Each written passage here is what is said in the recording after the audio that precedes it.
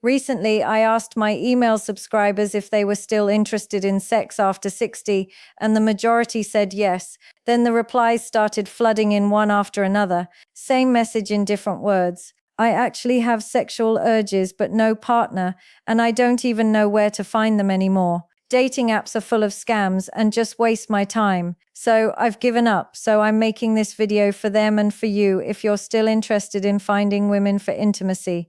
And what I'm sharing isn't the generic join a book club or volunteer at the library advice you've heard 1,000 times. These are 3 underrated but highly effective places to meet women who are actually on your wavelength. Women who are active, social, and open to connection. And at the end of this video, I'm giving you something that changes the entire dynamic. A free checklist, 7 things younger women can't resist in older men. Put these to use and you'll position yourself so women, especially the younger ones, start doing the chasing instead of you doing all the work. So if that sounds good, hit subscribe right now and watch all the way to the end for the link. All right, let's get into it. Place number 1 might surprise you because most men your age don't even consider it. Salsa dancing classes and social dance nights. And before you say, I don't dance or I'm too old for that, just hear me out because this is genuinely one of the most effective environments for men over 60 to meet women organically, and there are specific reasons why it works so well. Okay, so first thing you need to know, the gender ratio. You see, most salsa classes have 3 women for every man, sometimes more, which means you walk into a beginner salsa class as a man over 60, and you're immediately valuable because there aren't enough leads to go around. Women are literally looking for dance partners, and there aren't enough men in the room. And here's the second thing. The physical touch is built right into the activity. You're holding hands, putting your hand on her waist, moving together to music. That physical connection bypasses weeks of awkward small talk and creates familiarity fast. Dancing is one of the only socially acceptable ways to touch someone you just met without it being weird. Think about that. Where else can you do that? Plus, you see the same people every week. It's not some one-time event. You show up to class Tuesday nights, same instructor, same group of regulars, and familiarity builds naturally. Conversation starts happening before and after class. People suggest grabbing drinks afterward. Suddenly, you're part of a social circle without even trying. And here's where it makes sense. Competence is attractive. When you learn the basic moves and can lead confidently, women notice. It shows you're willing to learn something new. You're comfortable in your body, and you can take charge in a partnership. That matters way more than you think. Now look, I already know what you're thinking. I can't dance. I'll look ridiculous. Okay, here's the truth. Everyone looks awkward the first few classes. Everyone, but women in these classes are incredibly forgiving of men who are genuinely trying. What they can't stand is men who refuse to try or who show up thinking they already know everything. So you start with beginner classes, not social dance nights. Classes teach you the fundamentals in a low-pressure environment where everyone's learning together. After 3 or 4 classes, you'll be comfortable enough to attend the social nights where people just dance for fun. And that's where the real connections happen. And why salsa specifically? Because it's more sensual than ballroom, more accessible than tango, and the music is upbeat enough that the whole atmosphere feels alive and social. Plus, the Latin dance community is incredibly welcoming to beginners of all ages. I've seen 70-year-old men in beginner classes, and nobody blinks. My husband has a friend who started salsa at 62, went to beginner classes for 2 months, started going to social nights, met a woman there within 3 months. They've been together 2 years now, and he swears it's because dancing gave them a way to connect physically before they ever went on a formal date. The relationship started on the dance floor, not across a dinner table. So that's place number 1, salsa and Latin dance classes. Now let me tell you about place number 2, and this one's a bit broader, but just as effective, fitness environments with a strong social component. And I'm not talking about showing up to a regular gym, putting in headphones and lifting weights alone in the corner. I'm talking about group fitness activities where the same people show up at the same time every week, and socializing is literally built into the culture. Things like group fitness classes, spin boot camp, yoga, hot yoga, bar classes, or pickleball leagues and open court times, or organized hiking and walking groups through parks or meetup.com. You see where I'm going with this? Here's why these work. Shared goals create instant common ground. You're both there to stay healthy, stay active, improve yourself. That's already something you have in common without forcing conversation or trying to think of what to say. And regular attendance builds familiarity without you even trying.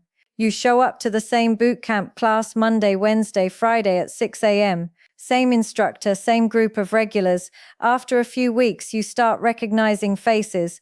People start saying hi. Someone asks how your weekend was.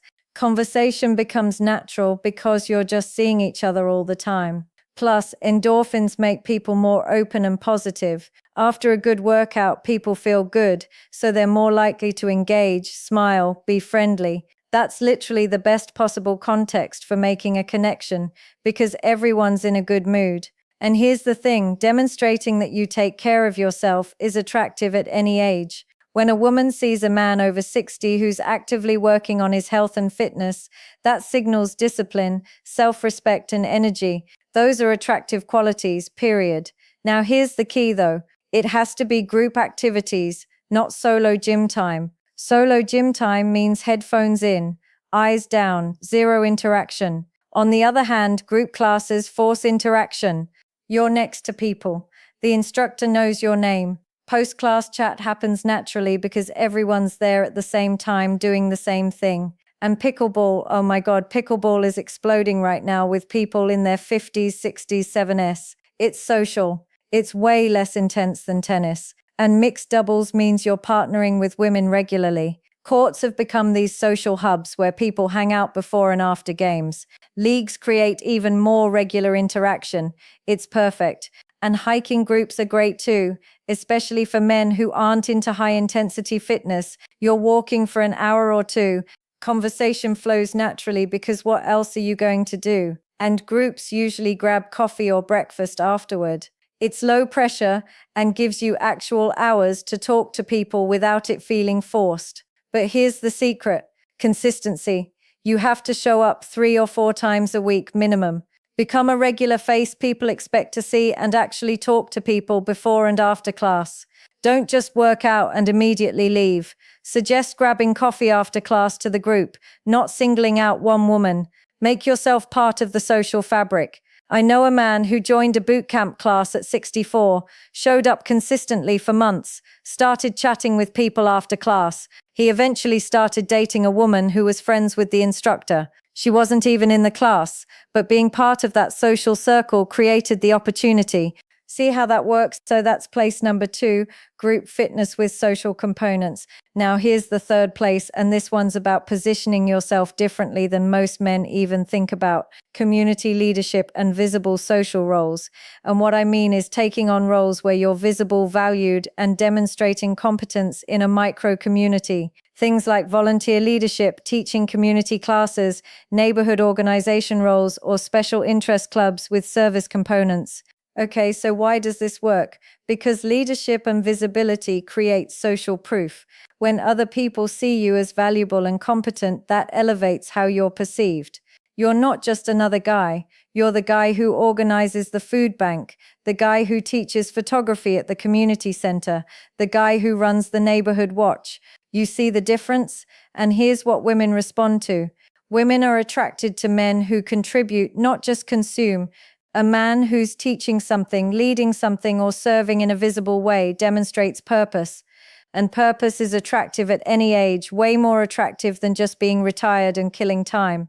Plus, volunteer organizations are majority women. Food banks, Habitat for Humanity, museum doesn't programs, library boards. If you take a leadership role in any of these, you're automatically interacting with more women than men. And the context is low pressure because it's not about dating.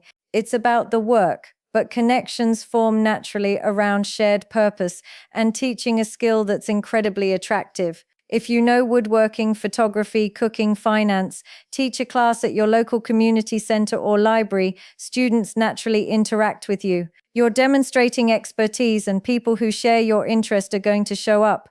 Neighborhood and HOA leadership puts you in regular contact with neighbors through block parties, community meetings, garden clubs. You're solving problems, organizing events, making things happen. That demonstrates capability in ways that actually matter to people's daily lives. And special interest clubs with service components, Rotary Kiwanis, car clubs that do charity shows, wine clubs with fundraiser auctions. These combine social interaction with purpose-driven activity, and they usually have regular social events outside the main meetings where romantic connections actually form.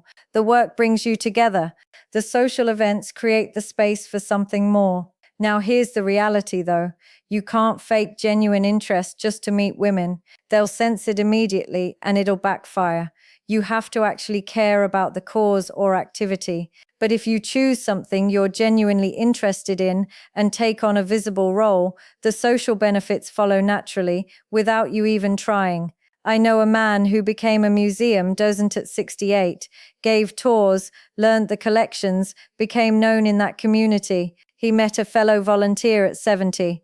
They've been married 3 years now. The museum created the context. The shared interest created the connection. It wasn't forced, it just happened.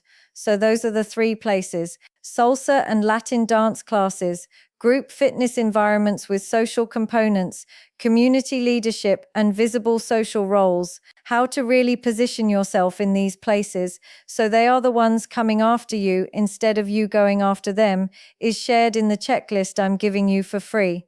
The link is in the comment section and in the description area. So here's what all 3 have in common. They're based on repeated exposure. You see the same people regularly. Familiarity builds naturally. They're centered around shared activity. Connection forms while you're doing something together, not sitting across a table forcing awkward conversation. They're low-pressure contexts. It's not context explicitly about dating, so there's no weirdness. They provide social proof. Other people see you as valuable and competent, and conversation happens organically as part of the activity itself. Compare that to dating apps where there's no context, no familiarity, and high pressure from the first message, or bars where the environment is artificial and everything's alcohol dependent, or speed dating where it's all forced and transactional, or setups by friends where expectations are sky high and it's awkward as hell if it doesn't work out. These 3 places work because they're natural. You're just showing up to do something you enjoy or care about. And if connection happens, it happens organically. No pressure, no performance, just real interaction over time. Now here's where this gets even better, because showing up to these places is only half of it. The other half is how you show up, how you present yourself, what signals you're sending without even realizing it. And that's exactly what the checklist I mentioned at the beginning covers: 7 things younger women can't resist in older men. And these are specific qualities and behaviors that make you attractive to women decades younger. Not creepy, not trying too hard, just genuinely attractive. Things like confidence without arrogance, financial stability without flashing it around, life experience without lecturing people about how things used to be, emotional availability without being needy, physical health as evidence of self-respect, humor that's sharp but kind, and presence that shows you're fully engaged in your own life, not desperately looking for someone to complete it. Put these 7 things to use and you shift the dynamic completely. You stop chasing. Women start noticing you. They start initiating conversation. They start showing interest. You become the man they want, not the man desperately looking for validation. And the checklist breaks down each one specifically. What it looks like in practice, how to demonstrate it without trying too hard, what mistakes men make that kill attraction even when they have everything else right, and how to position yourself so younger women see you as a genuine option, not just someone their dad's age who's trying too hard. The link's in the description. It's free. Grab it, read it, and then actually show up to one of these 3 places with the checklist in mind. Because location plus positioning equals results. You need both. For the men emailing me saying they've given up, I get it. Dating after 60 feels impossible when you're doing it the way everyone tells you to. Apps don't work, bars aren't your scene, friends don't set you up anymore. But these three places work because they're built on real life, repeated interaction, and shared activity. That's how humans actually connect. Not swiping, not forced setups, real interaction over time. So pick one. Salsa classes if you want something physical and social. Group fitness if you're already active and want to meet people in that context. Community leadership. If you want visibility and purpose, start showing up consistently. Build familiarity. Let connections happen naturally, and use the checklist to make sure when those connections start forming, you're positioning yourself as someone women actually want, not someone they politely tolerate, someone they pursue, someone they're genuinely interested in. The link's in the description and in the comment area. And if you love this video, hit that subscribe button and ring the notification bell so you don't miss these conversations every week. I'm a very Scott, and I'll see you on the next